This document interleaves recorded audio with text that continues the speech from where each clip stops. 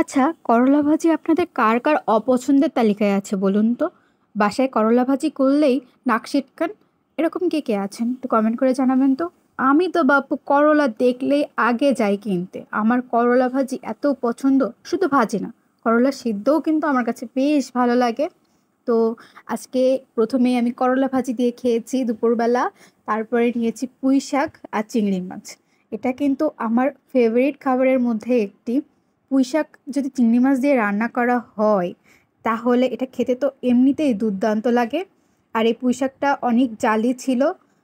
আর চিংড়ি মাছ দিয়ে রান্না করার জন্য এটা খেতে আরও বেশি মজাদার হয়েছিল। তো আপনারা সবাই দুপুরবেলা কে কী দিয়ে খেয়েছেন কমেন্ট করে জানাবেন। আর কার কার পুঁইশাক দিয়ে চিংড়ি মাছ অনেক পছন্দ আমাকে জানাবেন। আর পুঁইশাক আমার এমনিতে অনেক ফেভারিট, চিংড়ি মাছও ফেভারিট, দুইটা ফেভারিট কম্বিনেশন একসাথে, তাহলে তো বুঝতেই পাচ্ছেন কতটা মজাদার হয়েছে আজকের খাবার দাবার। তো ভালো থাকবেন সবাই, বাই।